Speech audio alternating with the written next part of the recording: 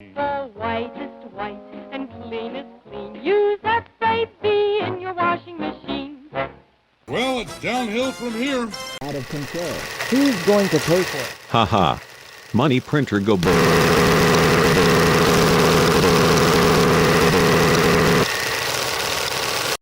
In Who Benefits Whom in the Neighborhood, Joel Waldfogel concluded that retail is stimulated by large concentrations of populations of similar characteristics and tastes. It's a pretty simple idea, and one that is particularly well-founded as retailers are constantly collecting data to best attract buyers. When they do this, they find that different demographics buy significantly different products. So in any given area, retailers are actually evaluating the income levels of nearby households, the age of residents, the education levels, occupation concentrations, type of housing, and ethnicity. A lot of these might be very straightforward, as in, what is the dumb stuff the boomers are buying and what is the dumb stuff millennials are buying? And income levels are obvious. High income households naturally spend on higher price items and more. But when we break down by race, there are deviations in buying only explained by different product preferences by race.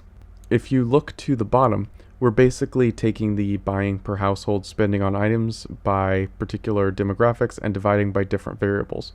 So if we're looking at the racial categories, then generally we're seeing that it's a particular race divided by others, and so when we have the number 1 as a result, then this demographic spends the comparable average, and if we look for disproportionately large spending, then we have decently above the number 1. And altogether, we can then predict what shops to put where depending on demographics.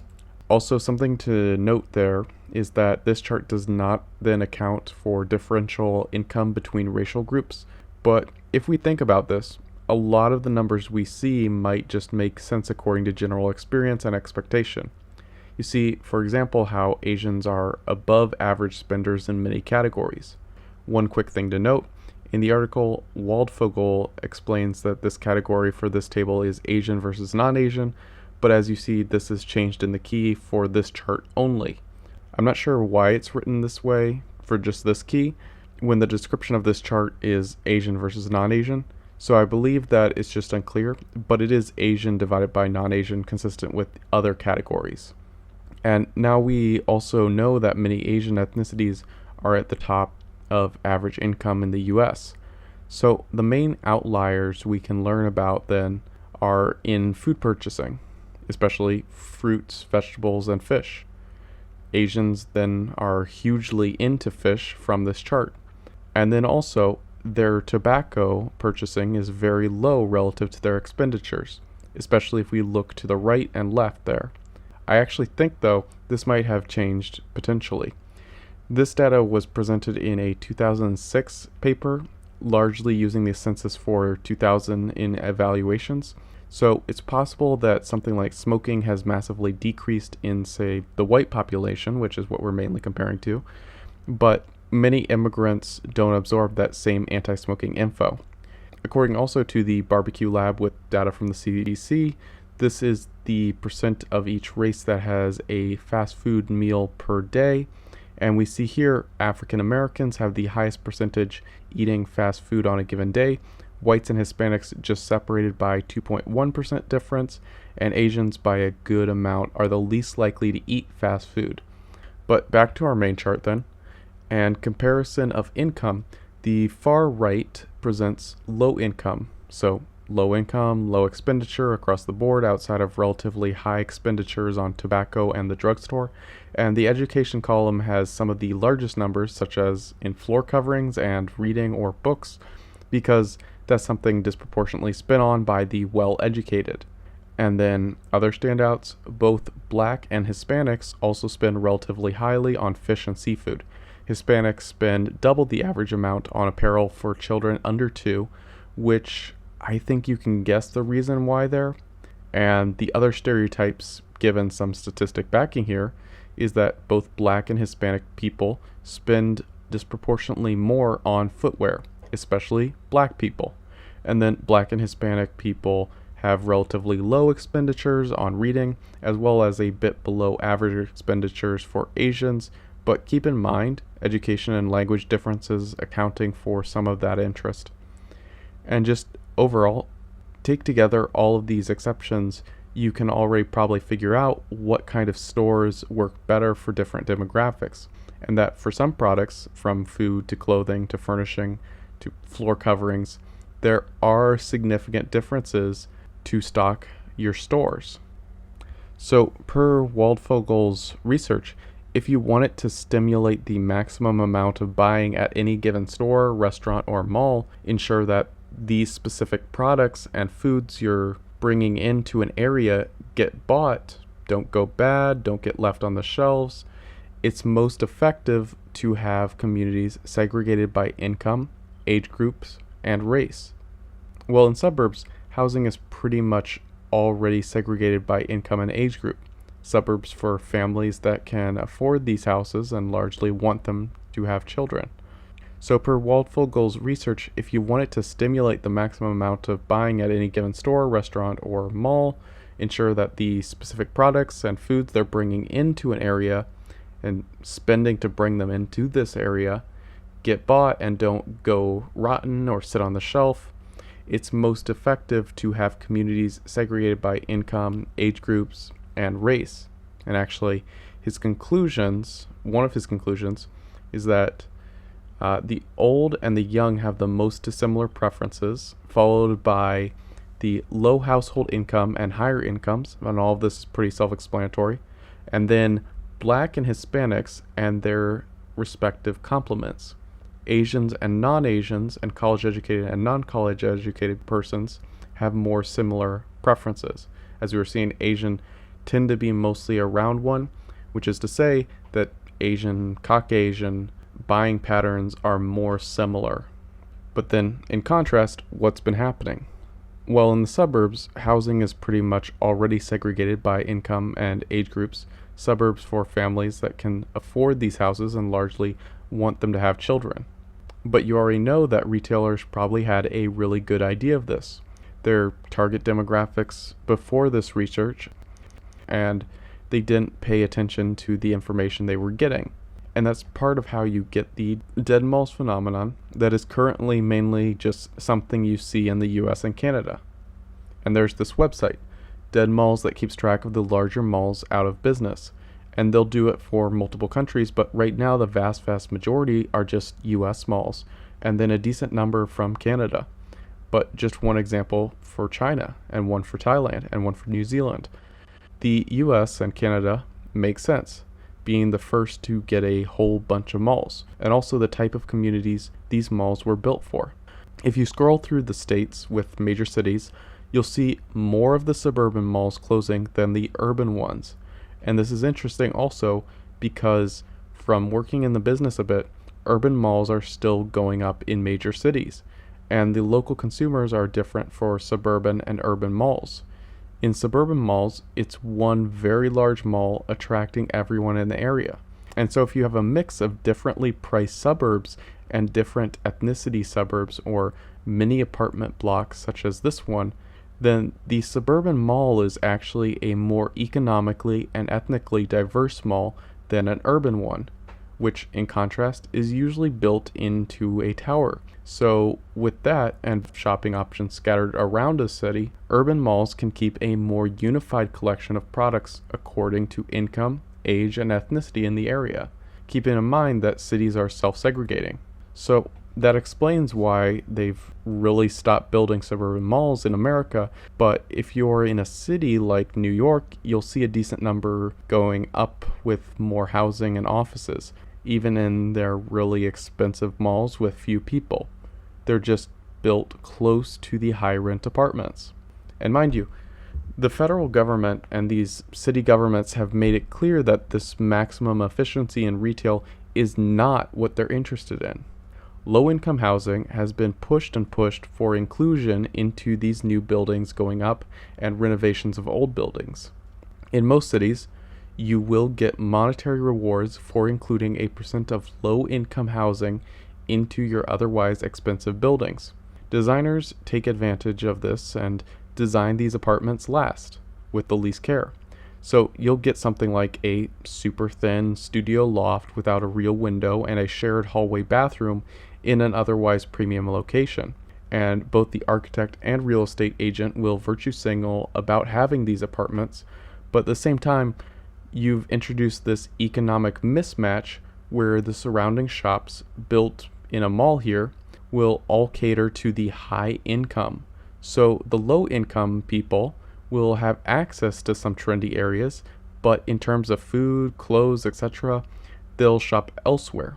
And from a big business sense, the apartments these people have are taking up space that could have been made into more expensive apartments, and therefore included more wealthy consumers in the area to buy from the connected expensive mall. These government policies absolutely have some detrimental effect on how much these stores are able to sell.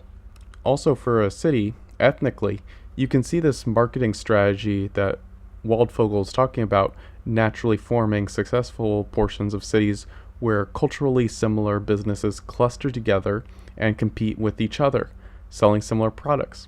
All of the Chinatowns, Little Tokyos, clustered Irish or African or Indian restaurants. In a diversity of options mindset, it would make sense for these shops and restaurants to disperse around the city and avoid directly competing with others that are selling similar products. But in actuality, the average person does not buy with that diversity mindset.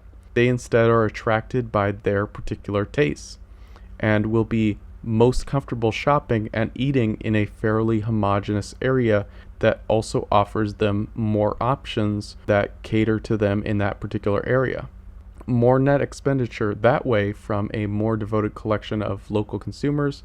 And if you could say set up a competitive Chinese restaurant in Chinatown, then you'll be fine. As long as the demographic of consumers are already there and you can compete, the money will still flow in. And that's also why the Chinese I know keep telling me that the best Chinese food is in Chinatown, and it's worth the much longer waits for food because it's more competitive, but also it has a larger consumer base, hence the long lines. Ultimately, the self-segregation of cities is beneficial to many businesses. And that's why also there's still malls going up in cities, but they're different, fitting a particular economic or cultural target demographic, and usually they go up as part of a building with connected residents who are largely the exact target demographic that these shops fit. When we're looking at other dead malls, though, they represent the legacy of large malls in suburban areas, and a lot of these suburban areas got diversified, and that helped to kill these malls who could not keep a consistent shopping demographic. Also, what is the shopper demographic? Certainly, only one gender is spending the majority of money, and this same gender is what made shopping into a social experience. So, realizing this, I had my suspicions about another reason that diversity killed malls across America and some of Canada. And as a result, they killed a lot of big business even. And what do you know? I didn't even have to go past the Wikipedia page. The politically incorrect reality is still right there in the history of dead malls. It's the first entry. Malls died because of demographic shifts, and shoppers reported that baggy pants youth were making them feel uncomfortable. To read a little bit, when the 35-year-old Cloverleaf Mall in Chesterfield, Virginia closed in 2007, the Chesterfield Observer noted that while it had been a popular hangout for families in the 1970s and 80s, that all had changed in the 1990s. Cloverleaf's best customers, women, began staying away from the mall, fearful of the youth who were beginning to congregate there. People said, a former Cloverleaf manager started seeing kids with huge baggy pants and chains hanging off their belts, and people were intimidated, and they would say they were gangs. We can imagine whoever here, the loitering baggy pants youths, the fellas who were making malls feel more and more hostile. But for sure, I understand exactly why women, as the primary demographic shopping, would report feeling less comfortable or report actually being harassed, and it makes sense then that women, as the main shopping gender, will leave in significant enough numbers to kill that mall. Now, here's another way that I can say that Amazon, other order online options, were not so much the sole killers of malls as they're often presented, as they simply benefited from people already feeling less comfortable shopping, already feeling like they weren't finding the correct products with these demographic shifts, and this lack of common community feeling was the first driver that started the trend to kill malls off, and online shopping was then just presented as the solution at the correct time. And I can say this because now we have ethnically homogenous countries around the world with access to online shopping as an option, and some of them actually have embraced a even more tech-heavy culture than we have, and yet these countries are in a stage where they're building malls and people are using them in massive numbers. So the Wall Street Journal reported in 2018 that Mexico was building 34 new malls in that year. In contrast, a quarter of the about 1,200 US malls were expected to close in the next 5 years. The reasons this article gives for the continued rise in Mexican malls is a growing Mexican middle class, which is consistent with our economic theories, economically homogeneous shoppers, middle class especially, spending patterns combined with infrastructure that has made online shopping low. So worth noting, per spending patterns, these people have a low desire to shop online. And then they explain that the design of these malls is different, not relying on anchor stores. And for this, just to mention why blindly trusting mainstream news sources will mislead you, well, I may have mentioned I've worked in international architecture, including this kind of area with massive international retail, out east, down south of the border.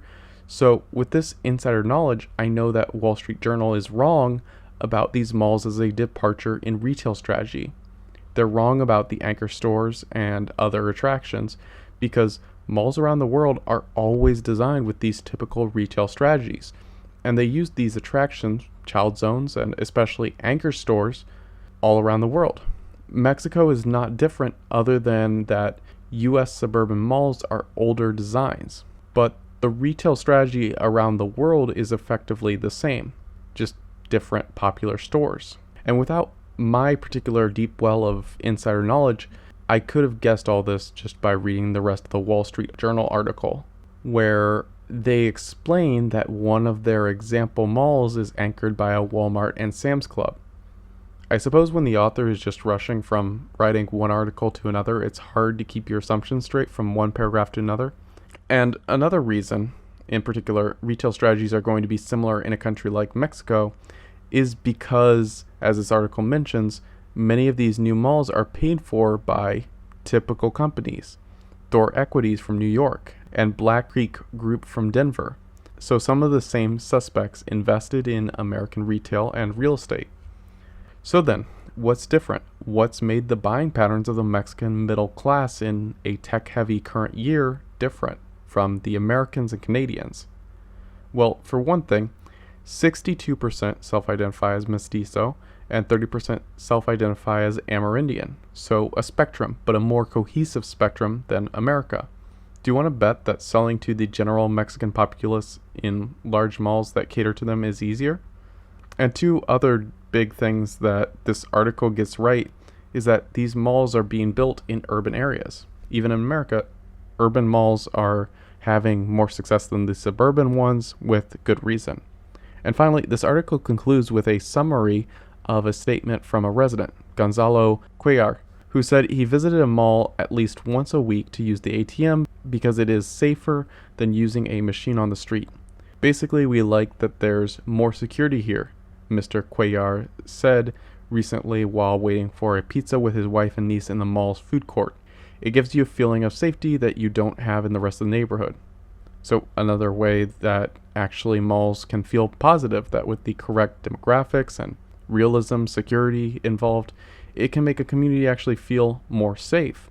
It's not like people are just using the online shopping because they just want to in its entirety. Some of it makes sense that maybe women who do the most shopping feel more safe shopping from home. Then in 2013, New York Times reported that Russia was enjoying a boom in malls opening. And two interesting notes on this. The article mentions that the locations of these malls are off of roads. They're extremely large, making them less of the urban malls and more like the dying suburban malls.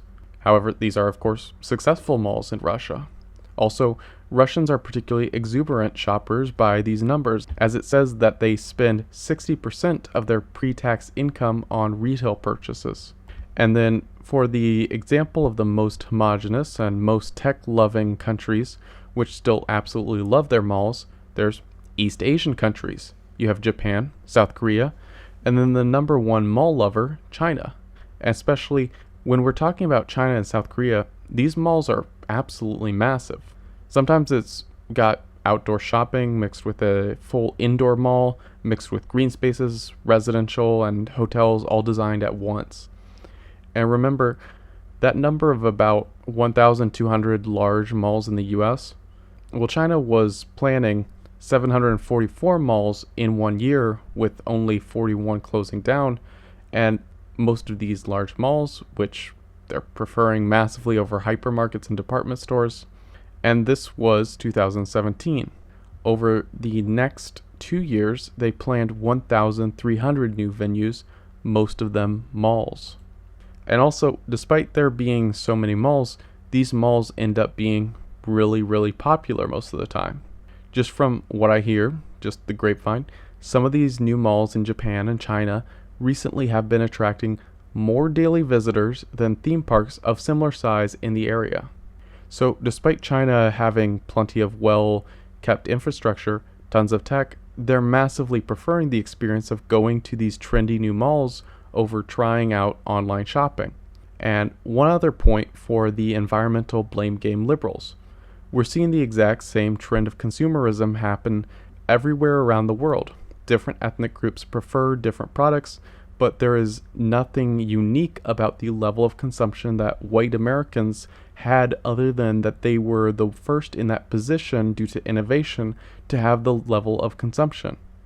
Pollution is going to continue, and from what we're seeing, it's going to get way worse without white people.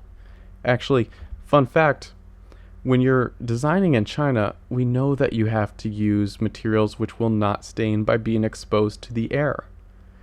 I do understand that they're concerned about this, but it currently is what it is. So we have to use materials that are resistant to the air as they raise their own consumption through these malls and increased buying. And importantly, they're doing this after online retail is possible. So if I'm wrong about how people actually prefer to go out and be in these communal shopping spaces, as long as it's a homogeneous, comfortable community or safe feeling community, if I'm wrong about that and people actually do just prefer online shopping, then we'll see these malls fail. But so far, no sign of that. Malls outside of the US and Canada especially are doing pretty well. White countries in Eastern Europe get new malls and they like them.